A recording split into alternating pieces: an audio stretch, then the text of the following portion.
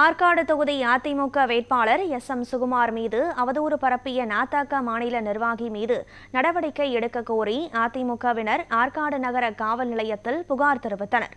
ராணிப்பேட்டை மாவட்டம் ஆற்காடு சட்டமன்ற தொகுதி வேட்பாளர் எஸ்.எம். சுகுமார் குறித்து நாதக மாநில நிர்வாகி சல்மான் அவதூறு பரப்பியதாக குற்றச்சாட்டு எழுந்தது.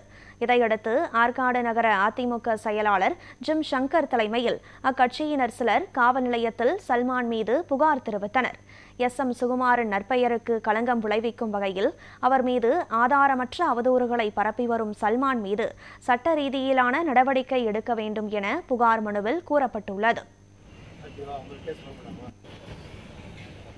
தலைமையிலான தேசிய ஜனநாயக கூட்டணியின் சார்பில் இந்த ஆற்காடு சட்டமன்ற தொகுதிக்கு ஐயா எடப்பாடியாரால் அறிவிக்கப்பட்டிருக்கின்ற எஸ்.எம். சுகுமார் அவர்கள் இங்கு ஆற்காடு தொகுதியில் போட்டியிடுகின்றார்.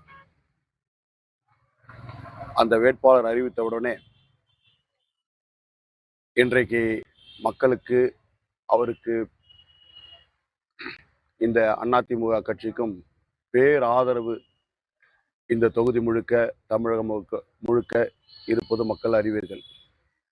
பயத்தின் காரணமாக சில எதிர்கொள்ள மக்களை சந்திக்க முடியாத சூழ்நிலையில் ஒரு சூழ்ச்சியாக இன்றைக்கு நாம் தமிழருடைய கட்சியின் மாவட்ட செயலாளர் சல்மான் என்பவர் நாங்கள் அதிகாரியிடம் பணம் கொடுத்து அதிகாரிகள்லாம் நாங்கள் விலை கொடுத்து வாங்குறதாக ஒரு பொய்யான வதந்தியை பரப்பி வருகிறார். வெற்றியை பார்த்து சகித்து கொள்ள முடியாமல் இப்படி ஒரு அவநிலை அவதூறு பரப்புகிறார். எனவே அதை எங்கள் இயக்கத்தின் சார்பாக இன்றைக்கு புகார் கொடுத்துள்ளேன். அதே போல தேர்தல் நடத்துனரிடம் புகார் கொடுக்க உள்ளேன்.